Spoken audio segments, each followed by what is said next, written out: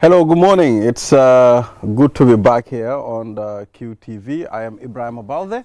Thank you very much for always tuning into this program wherever you are. And it's Monday, another week. We are about to give you the morning dose. So wherever you are, good morning to you from our studios on Kairaba Avenue, The Gambia, West Africa. And I am with Bala Musa Kurbali. Bala, good morning.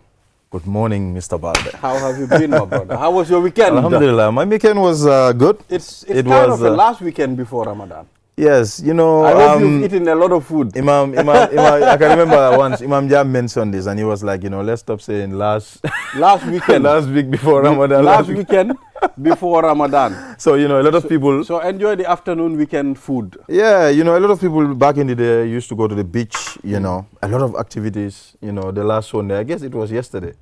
So, but last Sunday. Yeah, I did not go out. I've been home since on Friday. So I can't tell what really happened, but I know it used to be really busy last Sunday, before. But anyway, my weekend was cool. I was just home, watching movies and doing the Ramadan shopping as usual, yeah.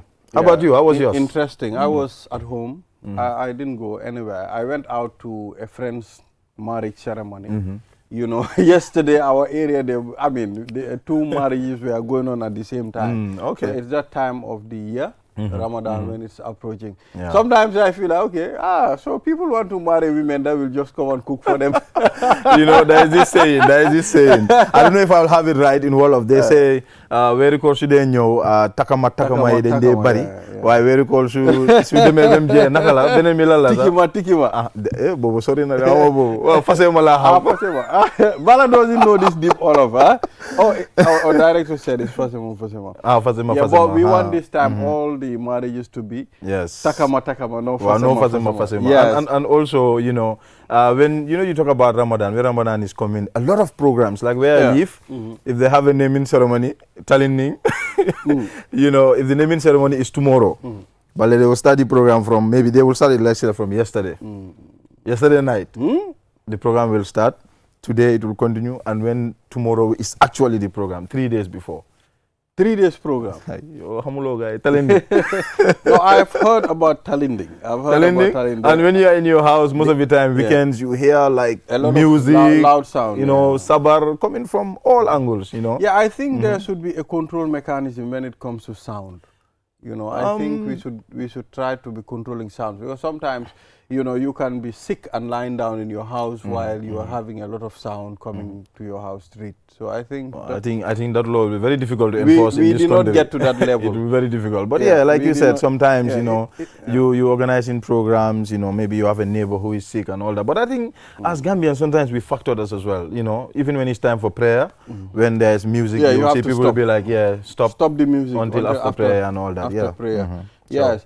So thank you, viewers. We will take a look at the code. From the code, the newspaper review said Mati Jau would be here any moment from now.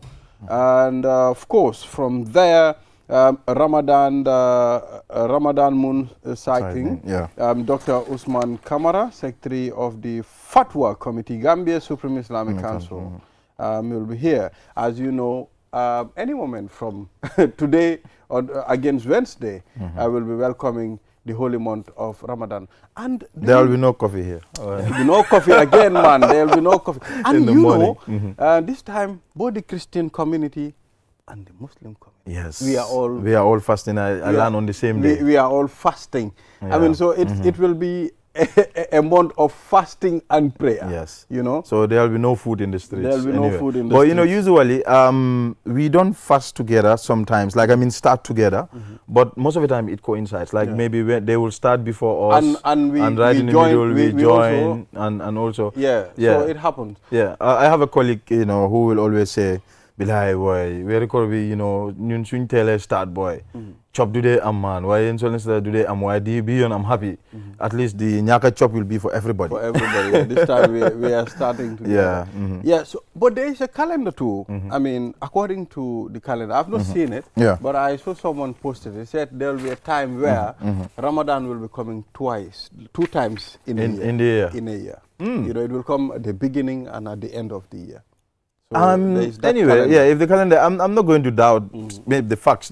If the facts are there, anyway, we just verify. But like if you look at before, Ramadan used to be in the rainy season. Can you remember when it used to be around, you know, August, September? And now it's going back. Last year, I think it started mid-March. Now it started mid-February. So next year, I think likely it's going to be in January or something like that. At some point, maybe there will be no New Year's Eve for us. We'll be fasting. We'll be fasting at the time. So yeah. So sometimes this is what happens. I mean, things change. It depends on the seasons. And the way sometimes things happen. So we will take a look at the code. A little by little, a little become a lot. A little by little, a little becomes a lot. That's our African code. Like the Fullers will say, what do seda? Seda. Ndanka ndanka mode japa golo si nyaibi.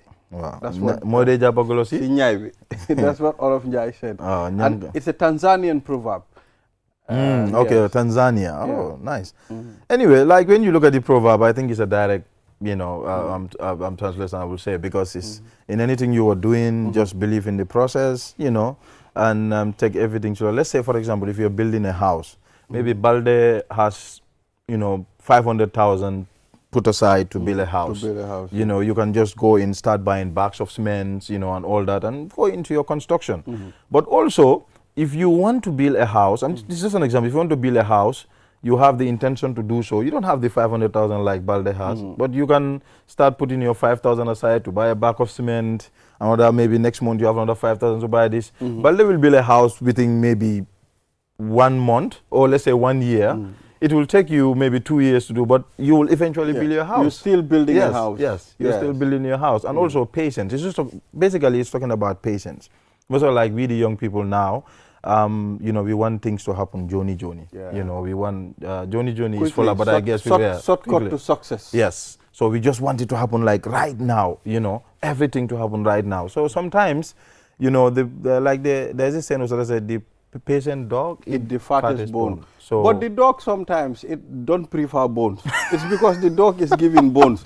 Sometimes leave some meat, you know, some meat tissue on the bone. But you know the dog also enjoys bones. I don't know if you know that. The dogs enjoys. No, it's because they are giving the dog bone. You eat the meat and throw the bones to the dog. But I think, But yeah, that's just ballet. It's just about patience, you know, and whatever you're doing, step by step. In life, when you look at growth itself, you know, from childhood to where you are today, it's step by step, you know. So it's just about patience, you know, and determination. Discipline, you know, just have the belief whatever you're doing, you want to get to a certain point. And getting to that point will not just come overnight. You just have to take your time, put in efforts little by little. Those little efforts that you underrate or underestimate, those are the little efforts that will eventually pay off. Yeah. The journey of 1,000 miles begins with one step. Absolutely. You know, you have to leave your house, you know, try to go develop yourself, grow, become somebody, become something. You know, when President Adama Barrow left Banka Mankunda, that was one step. And he became the president of the country. I mean, 1,000 miles, and now he's there. So it's a gradual process. It has to start somewhere. Sometimes it sounds as it's impossible until when you do it.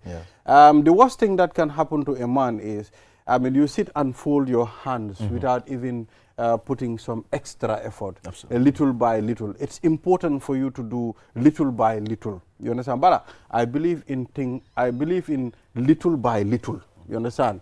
When you do that, at the end of the time, you will definitely learn a lot along the process.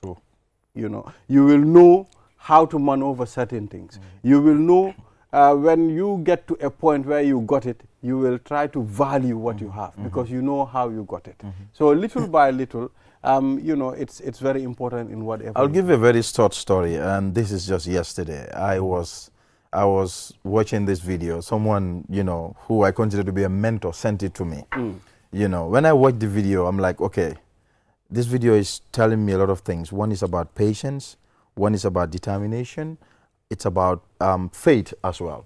So there's this young guy who graduates from college, and he had been looking for a job. You know, he was unable to get any. He got one, you know, that could not, you know, take long, and he lost the job.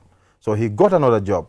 So his first day to go to work, that is his first day at work, he didn't have a car. His car broke down, and he didn't have money.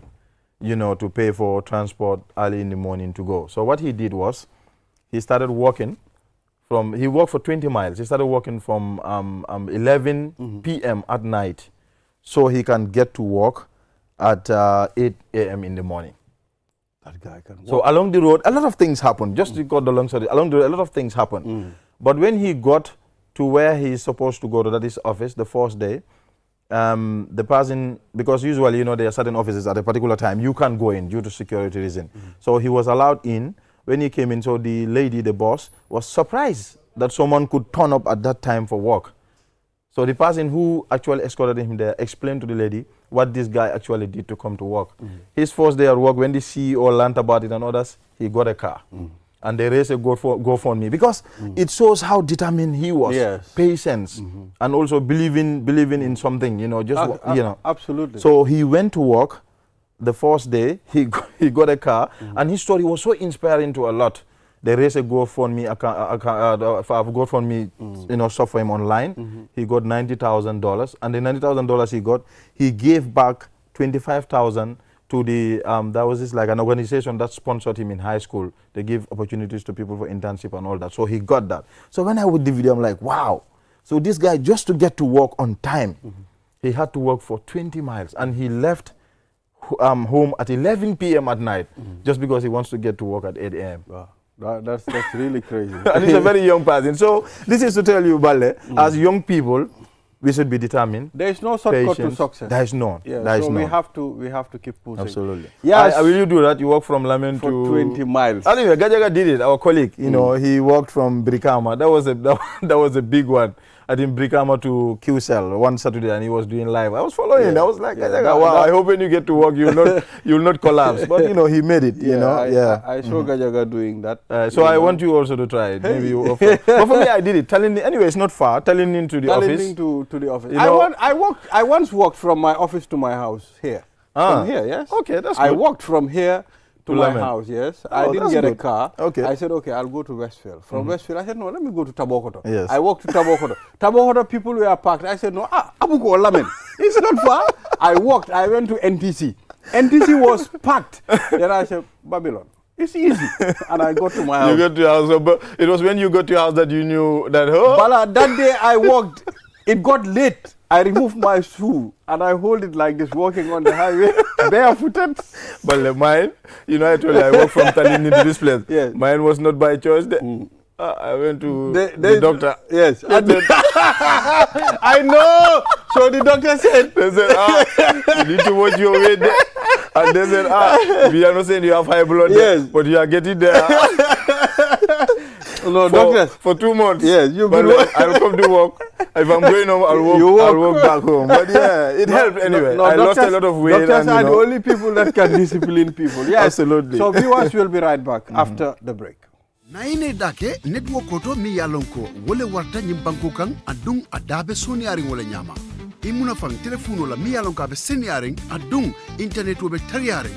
Nyindung QCell dorna sinyin nati aleno. Ibori yela QCell line ota. Customer care mi suti atima. B. QCell network o mi warta network o beti adung adabe soniaring. QCell sunu boss. Ndolanga silo walang dolia bulan noma. QCell, the fastest growing network in the Gambia, now presents to you the eSIM. QCell's eSIM allows you to electronically scan a code and join the world of digital SIM cards. Customers with physical SIMs can easily switch to the eSIM as well. So rush now and get connected with an eSIM and start using the latest mobile technology with your trusted GSM operator. For more information, call our customer care on 111. QCell, Sinubus. We innovate, others follow. Terms and conditions apply. And BAC.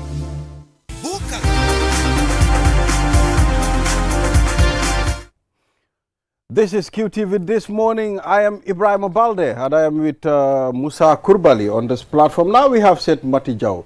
But Seth Mati, little by little becomes a lot. A little by little becomes a lot. I mean, everything is about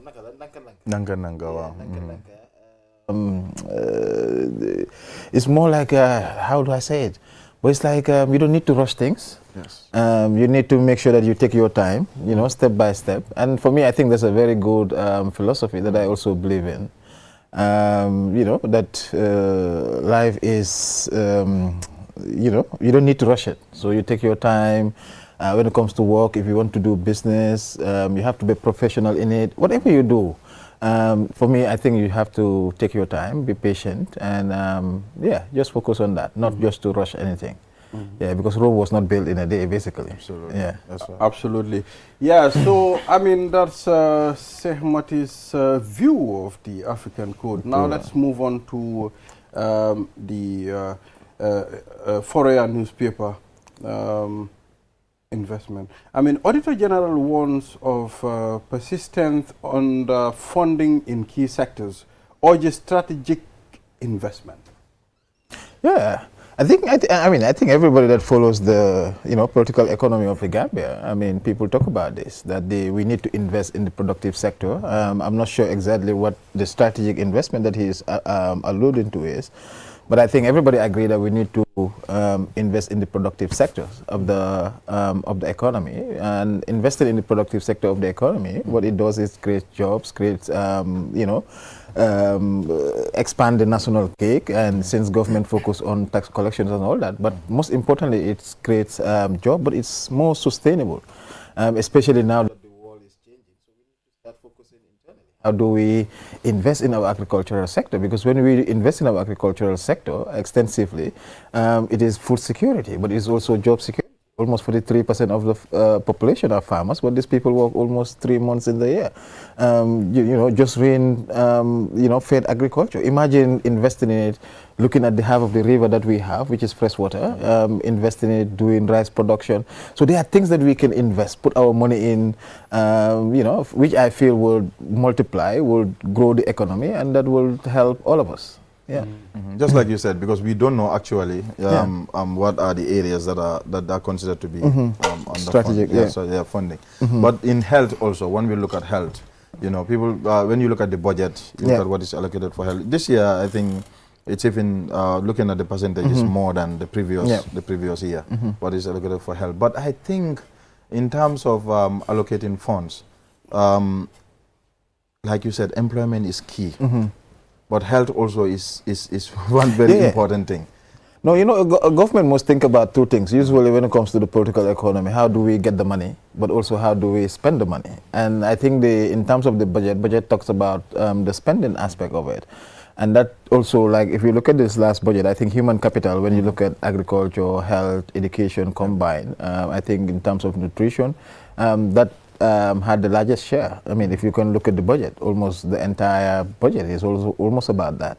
And so that shows, one, that they're interested in these things, that they're invested in that. But for me, I think what the news is talking about is also how do we expand the national, how do we ensure that, we have more resources, more money that we can even spend. Today, as much government will say we're spending billions, maybe 5 billion in education or healthcare. But when it comes to the people, that will be like, we're not seeing anything. We're not seeing anything. But how do you make sure that is expanded, that is bigger? For me, I think that is the bigger question that we haven't yet answered as a country. But also the approach towards agriculture, from days of Jawara to Dame and now Barrow, almost have been the same. Do you think that is yielding any benefit to the sector? I mean, that's why we're still where it is. We are not food sustainable. I mean, food secure. And I think of course, investments have changed. They were good investments. It fall and all different stuff. You can look at that. But agriculture needs to be seen still as a backbone, but not only for subsistence farming, but as one that can help transform. Because agricultural value chain here is very important. You can connect it to tourism, you can connect it to many other things. Even right now, the rice that is being produced in CRR locally is being used to feed children in school. So there are those issues that you can see the connection. And that's why when we do in agriculture, look at the rice that we import in. Today, if you talk about that, people will come after you. But I mean, for me, we need to slash the importation of rice and start focusing on how do we grow locally. Local production, making sure that, it is redistributed, people have access to that. For me, those are the investments. And imagine producing things locally. I mean, the value chain, you're talking about the processing, you're talking about all those other things, small industries that could be added to that.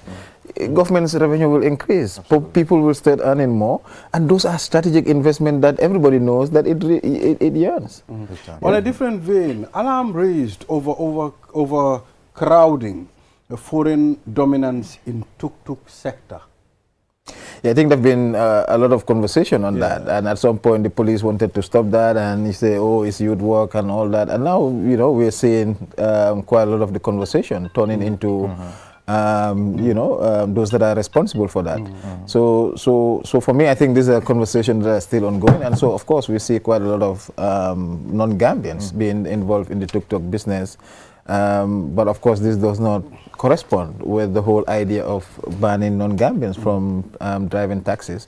So these are issues that I think will be there for some time. So my question is, okay, now foreign dominance. I mean, you talked about it. I mean, if now you have to retrieve all the foreigners, I mean, not to be driving tuk-tuk. So at the end of the time, do we have that capacity to steer the tuk-tuk sector? I mean, the tuk-tuk sector itself is problematic. People feel like it is wasting time. Taxis say it is taking their businesses. So it is a lot like a whole of complex stuff. I mean, it's not just easy about who's taking whose jobs, but it's a complex business because, of course, it's an opportunity for other people to, to find economic means. And so for me, I think there should be a broader conversation because now even at some point the issue of licensing were also being discussed. So those are issues that he has to be clarified and see.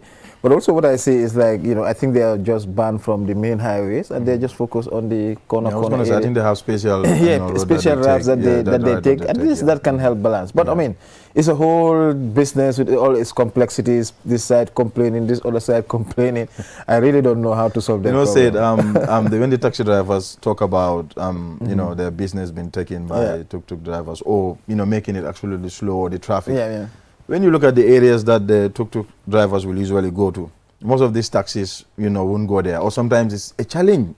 Or they say town trip.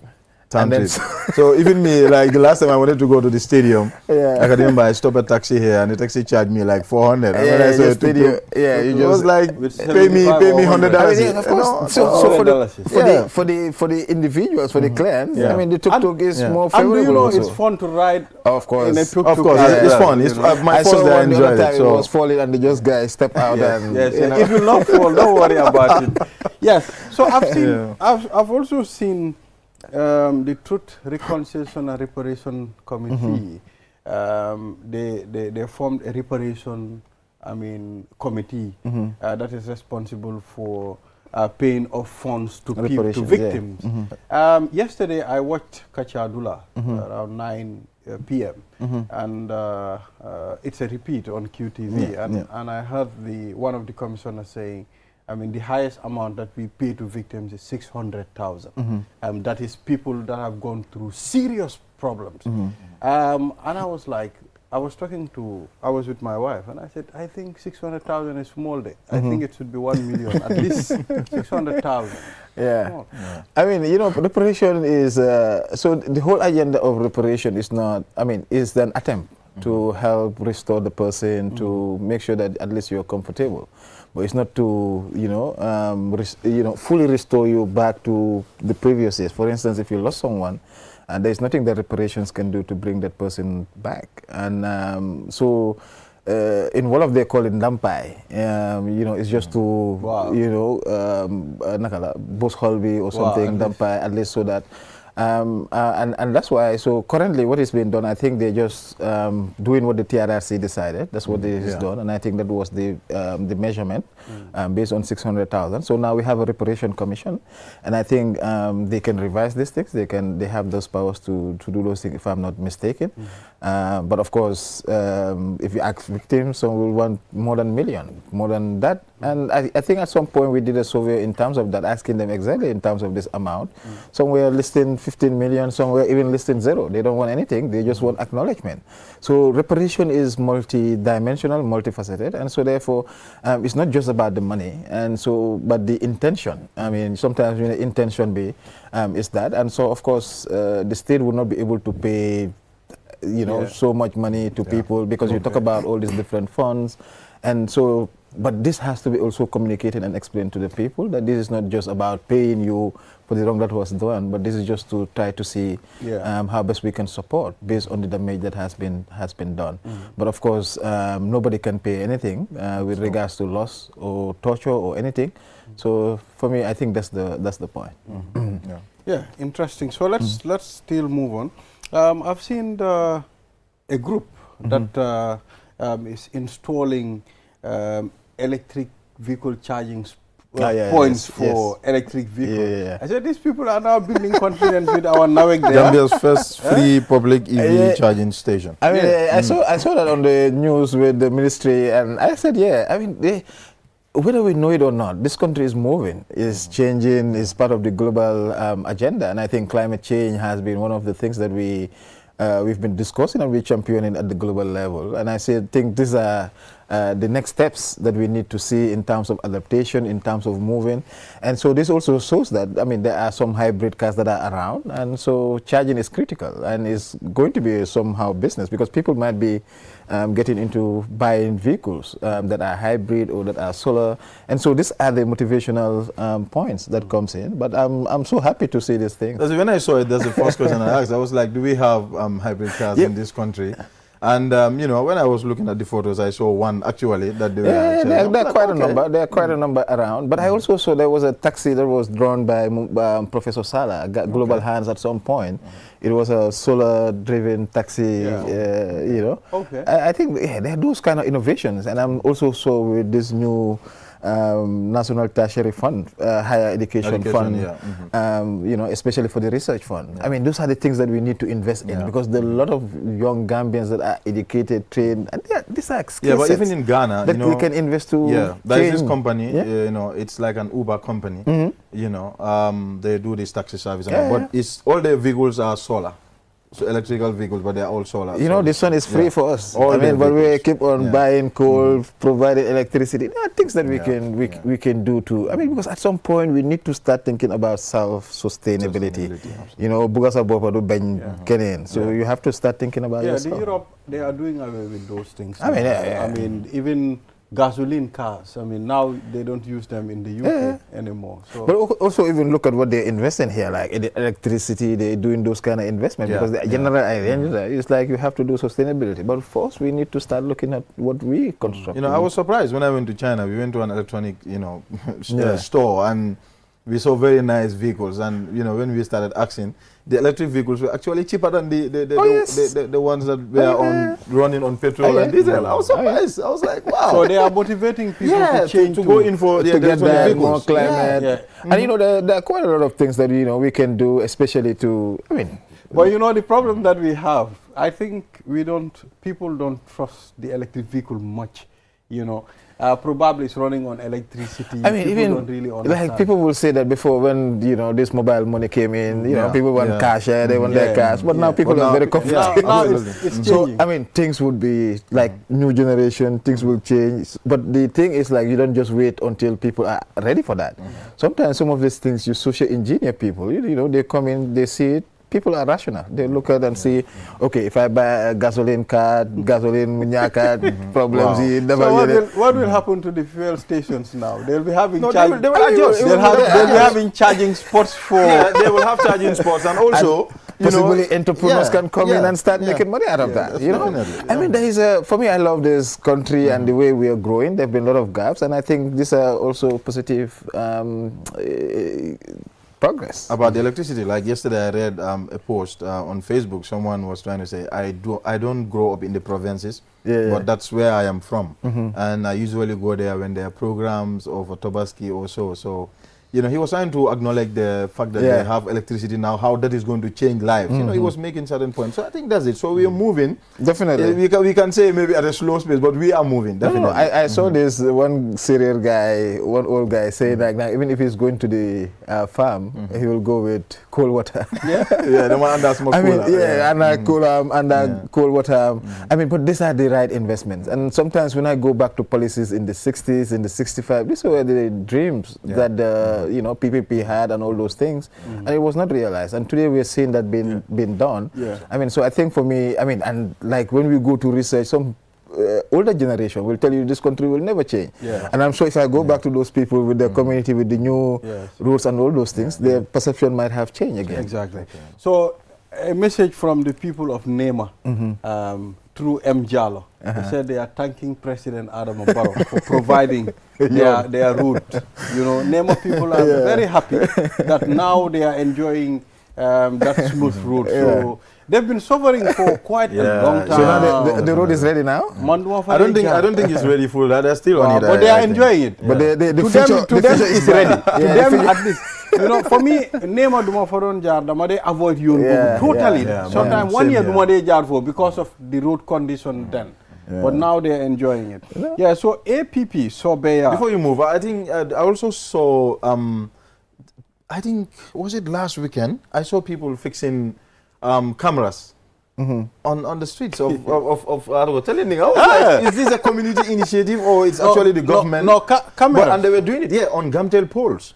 Where they have fiber, because you know they have these poles that have this box. You know, so I saw, because when I saw it, I stopped for like a minute. I saw it because it's like, I'm like, are these Gamtel people? Because they opened the Gamtel fiber box and they were fixing cables, and I saw the camera, and these are not just cheap cameras. But those are also the next steps. You know, with electricity, because right now, you know, we were doing some study, you know, not to say, but some people were saying now with the coming of electricity, security conditions even improving. But with electricity, also with the street lights, those things are the next steps. I saw that. I don't know, camera and all those things, and then so that people can, you know, you can monitor. Just look at when people, those shops that have, you know, cameras. When people break in, they share it, social media. They can easily apprehend. Sometimes those people are caught. I don't know if it's a government initiative or that was a community-led, but I will find out. Whatever the case, it's a good one. It's a good one. You know, security is paramount, and I think every person should definitely, I mean, especially area where crime, you know, theft, burglary, those things. So APP Sobeya welcomes Barrow's pardon of 56 inmates, call for gender equality in clemency. Yeah, because I saw that they were all male. According to the press release, they were all male. It said President Barrow pardon, is it 56 inmates? Male. They even highlighted. It was male. Indicated. Yes. Yeah, I think for me gender equality is critical. I mean, I think that's a genuine call. I mean, yes, pardoning, but you know, I don't know what is what the detail is, but 56, and then people see that they're all men. I mean, that also, you know, doesn't. The optics is not nice. The gender activist, where are you? The optics is not nice, definitely. You know, but the issue is, for me, the whole process of this process, I think it needs to be looked into again, so that it could be made possible, so that people will not have all this back and forth. And usually I see that every year when things are released, there's something that people must, you know, talk about. Yeah. Someone said, tell M. Jallo, if you did not vote for Barrow, Barrow will remove the road. No, the road is there for them. Yusufa Touré moo nekk di dóor M. Jallo dara mu ne soo leen votalut Barrow dafa génnee yoon. We'll come with our caterpillar. So China-Gambia deepens relationship via Kung Fu show and festival. Oh yes. Wow. I mean, I think over the period, especially last year. I mean, you talk about going to China. I went to China to attend the China-Africa Think Tank Forum, and what I've been observing is that there's been a lot of people-to-people exchange. Especially between China and Gambia, and especially the amount of people that are going to visit. And so, but also recently we've seen also cultural groups that are coming in. And so for me, that is a very important part of a relationship, people to people, is the foundation of any relationship. And I think that they are investing, both Gambia and China are invested in that. And I think that should continue. Yeah, and I saw also yesterday on the news that China, effective May 1st, there will be zero tariff for all goods, goods coming from Africa, specific goods coming from Africa to the Chinese market. Oh, nice. I know the Gambia initially, I think late, was it towards the end of last year, they said, the groundnut export to China will be on zero tariff. But now, it's not just limited to groundnut, and not just the Gambia. Several other African countries, except for what's the name of the country? Is it Eswatini? Because of diplomatic and all that. But this is the way, because especially currently we are talking about global tariffs, wars, and all those things, and small countries like us. Of course, we need to trade among ourselves, Africa. But it's also important that we also have markets, and I think that that is what it is doing, showing that the world is not about one player, but is a global, and China has that capacity to be able to. And I like their approach towards diplomacy, and international relations. I mean, they're opening up. Before, like, there were a lot of misconception, distance, China this, China that, but people are opening up to the realities to see that, global politics is also about national interest, it's about your interest. And so how you negotiate with all this different stuff depends on what you want and bring it on the table. I'm looking at what they're doing in the continent also, one would say. Like you said, they're opening up more now, people going, and what they're doing in the continent, looking at in Tanzania, I was opportunity to see, and Kenya, Uganda, the railway they're building to connect. Is it but just look East at Africa? But just look at Gambia. This recently, how many conferences are just coming up here? I mean, adding to the local economy, building up with just the International Conference Center. But then you go in terms of the infrastructure. So there are a lot of different issues that you can talk about. But for me today, like I see a lot of my students, they're going to China to study. And, those are the things. I mean, the world, we need to be open up. We need to open up to learn, to see those kind of stuff.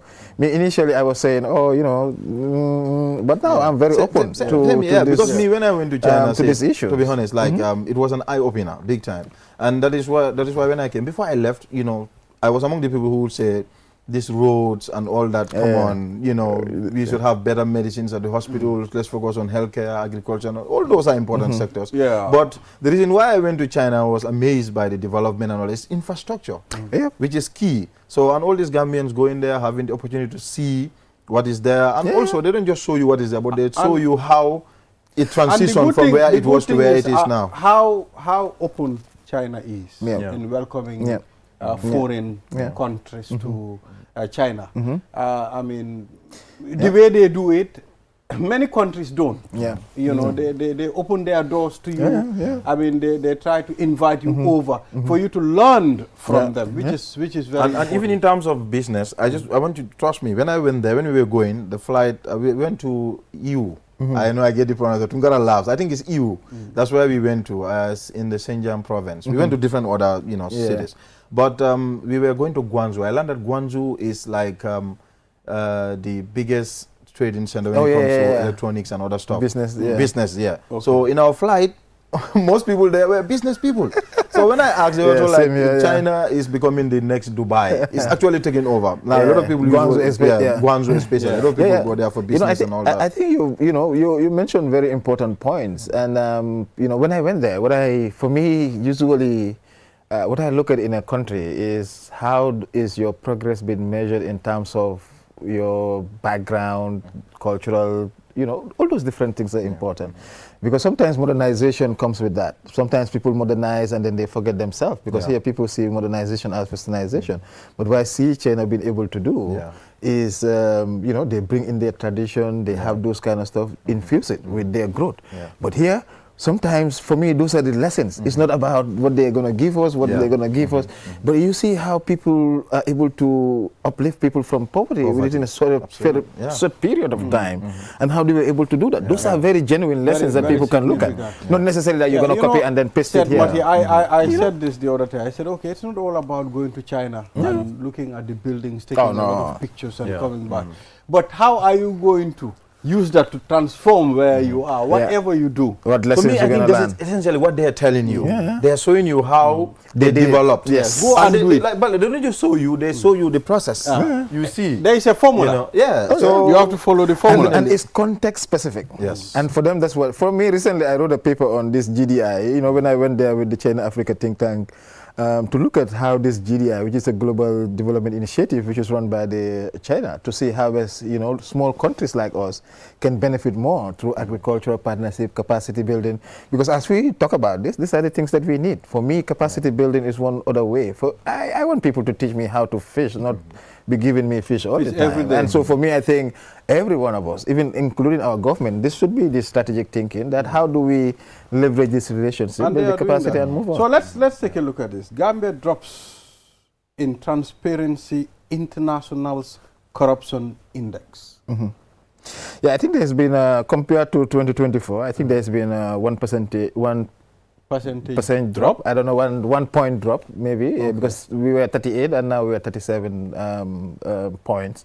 So that is the drop. But this also shows, I think, gaps that, of course, progress, at least within Transparency International, was progressing. And there's a drop down, especially drop down in it's not a very large drop, but it's also very significant, especially for a country that is consolidating with the new anti-corruption, with all those different stuff. So it needs, we need to look at the report in detail. I mean, what are the issues? I think most of a lot of people will say this: corruption is an issue, a big one, and it involves everyone when it comes to fighting it, because the person involved in the corrupt act, will not do it alone. They are accomplices usually. So that's why they say it's a collective fight. But I think sometimes the way we fight corruption in this country, for me, it's very slow. It's at a very slow pace. Because when you talk about it, then the government will come out to say, there is this case, there is that case. We've sent this to the Ministry of Justice for advice. There is this case that is ongoing, but those cases take forever. Yeah, but don't forget our context. Usually I hear this kind of, okay, this is slow, this is that. You see, Gambia is currently, I will not call it transitioning. We are in a different era. And the different era is under the previous regime, as security will tell you, it was action then investigation. But now it has to be, because it's a democratic setup, it is changing, so it has to be like following the due process. Because if you do what you're not supposed to do, one, either your case will collapse before it gets to the, at the courts, or, the person that you're going after will come after you and then go to the court and then get justice for themselves. So how do we address corruption within this current context of democratic governance is the issue for me. And for me, that will include promoting the issue of integrity. How do you promote integrity? This will include strengthening institutions, the processes that are within the institutions. They review some of the procurement issues. We know where the corruptions are happening, these issues are happening, procurement and those other areas. How do you strengthen those areas to ensure that people are not getting access to that? Now we're also seeing the issues around digitalization, and those are things that are happening. But when it comes to the issue of response in terms of prosecution, it has to follow the due process of the law. And people should not be so in a haste that they need to see somebody being addressed. Not to forget that, of course, those people also have a dignity that they need to be respected within the due process of the law. And so for me, I think within the broader reform process, if we're looking at fast, slow, we also need to look at it within this context. And I mean, I've seen a lot on the SSR, on so many things, and people contextualize it within this. And I mean, very soon our report will come out on this, and then you will see this dynamics and how we also report on it. But when it comes to fighting corruption, we, fine, the court cases and the process that are ongoing. Like you said, investigate. I agree. Yeah. Because you cannot just say Said Mati is corrupt. Then arrest him, take him to court. No. Jail him, there have to be evidence and proper investigation, to be able to prove that Said Mati is actually corrupt or have done something that, involves corrupt practice. But the point is, the will have to be there. You have to see that will in the leadership, the determination. But that is lacking, said. This government, for me, I think when it comes to fighting corruption, the determination is not there. And perhaps that's the reason why we are falling down as well. I understand Musa's frustration as far as fighting corruption is concerned. But I believe it's also a gradual process. We will get there. Bro, there's nothing like a gradual process in fighting corruption. You know, when it comes to corruption, you have to fight it. Yes. No, I feel agree. like there are a lot of leakages in this country. I agree entirely. Those leakages, if actually they are sealed, this country will make a lot of returns from where those funds are going. It takes a lot of steps. It takes a lot of processes to but at least put in more try resources. to muffle those leakages at the end of the time. Start with the budget. Yeah. And with the budget, organize it in a way that is program-based budgeting. And they're trying to do those kind of stuff. I mean, like, so it's not that government is not doing entirely anything. But like you said, like I said, for people, it's not, people need to feel it. And how do they feel those things is to see it being visible. And sometimes it's not that, when we talk about corruption, not everybody is involved, is interacted. And even if you do survey in terms of perception, you see that 77% will say this country is corruption has increased. But if you ask them whether they have received bribe or know someone, you see very few people that will talk about those kind of stuff, like less than even 10%. But then the perception is very high. And so, but that shows that there have been a lot of gaps. And I think the issue around the Janet Commission, the issue around all these things that we have done is about that. And so how do you put those things into the ground? But the most important thing for me, as the antithesis or the countermeasure to corruption, fighting corruption, is how do we promote integrity? Yes. Because when we promote integrity, then people will do right thing. You don't need to wait for somebody, anti-corruption commission, to come after you. You'll know so that this is what you're supposed to do. You do it, and then you go home, you sleep, that is it.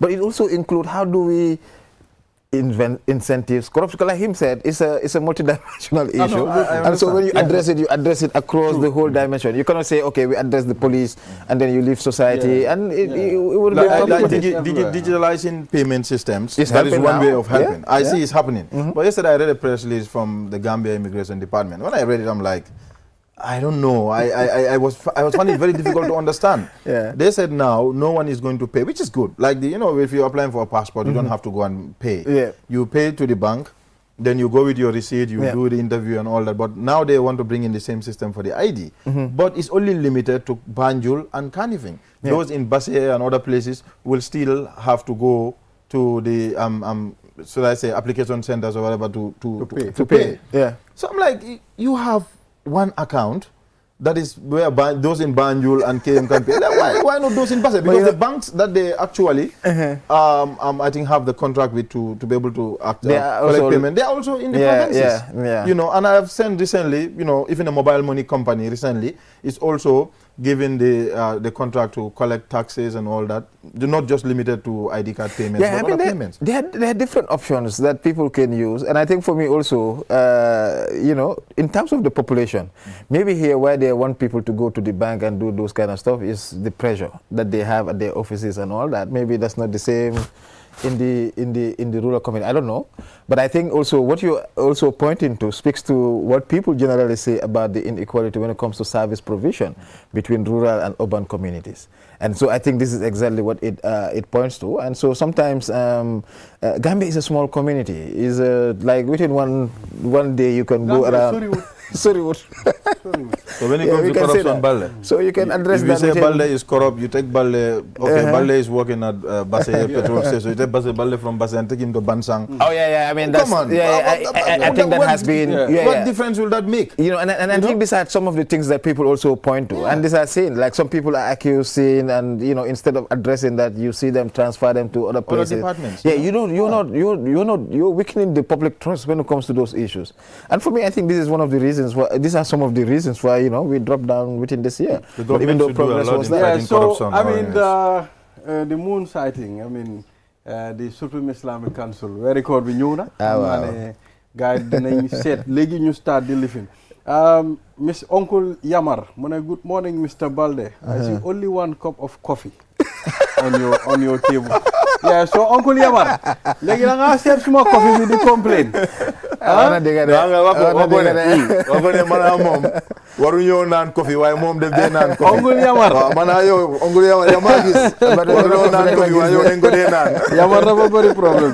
Yeah, so I mean the Supreme Islamic Council will start the Fatwa committee will start siding for the moon. Xam naa ne su soobee Yàlla fii ba ñuy ne alarba alxamis. or bi dina tàmbali si dëkk bi. balaa ñoo ñëw on air maag balaa ñu ngi doon waxtaan sax on air ñu ne this time Christians and Muslims. This time ñun ñoo ko orandoo. Yes. So dafa nekk loo xam ne affaire bu nice. Yeah, definitely. I mean, I think last year lifin on. Waaw ñoom ñoo startoon. Waaw ñu dem bañ bëgg a jeexal ñun ñu join la. Yeah. And this time I think they found. I don't understand. So la balu dugal si wax yi wéri ko. No, we have to prepare. Suma brother bi mu ngi mel ni bala Musa mu ngi mel ni ñemewul wéri ko. Wanda ga ñu ngi wa Wednesday la. Yeah, but this will be really nice as well. But it also points to the reason why we need to strengthen social cohesion, interreligious faith, like But use the opportunity to wish everybody happy Lent and happy Ramadan in advance. Jamu yàlla tamit si la bokk, and then so we try to be part of that. Dëkk bi waaw discipline bi mu ne indi si dëkk bi. Non boobu man moo tax ma like weeri koor, right? Discipline bi def day nekk 100%. daanaka waaw daanaka. Yeah, but it's good ne comme that from there comme yaa ngi doon wax patience, disciplines, and a lot of things that we can learn from that, but it needs to continue. So the values that we get from this, we learn a lot that we can infuse in our everyday living. Don't have that important like that. Definitely. Well, and there's this story. I saw a lot of people having the different opinions on it and all that. I would love to hear what Shed will also say about it. Jato Jammeh Janjambures, National Assembly member, switching to the NPP. But what a lot of people don't know is he was actually an NPP member. He was not. He was part of the NPP. I learned. That when he wasn't selected to as their candidate, then he left the NPP, then he contested independent and won. So, but what did you make of his move anyway? No, I think, first, I mean, the 2027 is parliamentary election. So, I mean, we are in the political season. Everything is also political alignment, political realignment.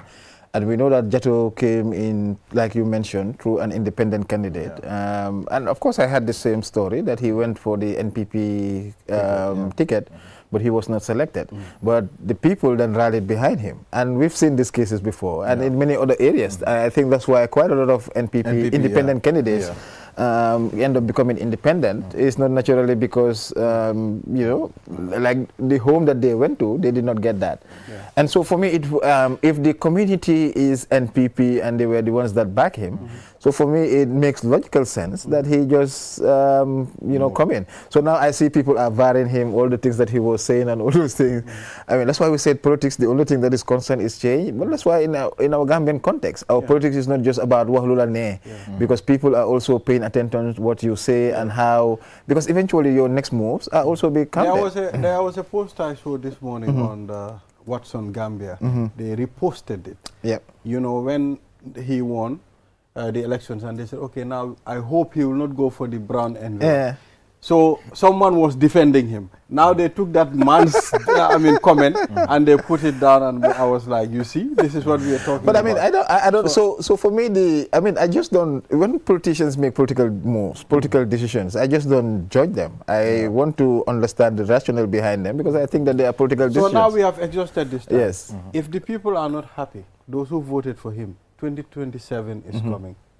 You are to decide at the polls to see. He said those who voted for him, those who supported him, told him to go with the president. Yeah. So if that was the case, the thing is, what is the stronghold? Is Janjambure an NPP stronghold or not? So for him as a candidate, should be independent. If he wants to come back, then it means like politically, naturally, if he wants to come back, the political sense is to do that. From the 2021 election. So the politics would be but that's the politics. It will continue here. I think except for him, for the National Assembly seat, NPP won all the other elections there. The presidential, they won. Yeah, presidential. Even the councillor. But because it was a protest vote as well. Because in the National Assembly, political parties don't pick the candidates that the people want. There's always, and there's a lot of examples. A lot of it happened with a lot NPP. of examples. Throughout, even Jammeh days, we see that. If you don't do that, people pick.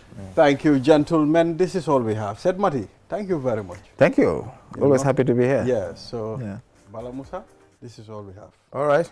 Then that's it. Enjoy the rest of the day. So bye-bye.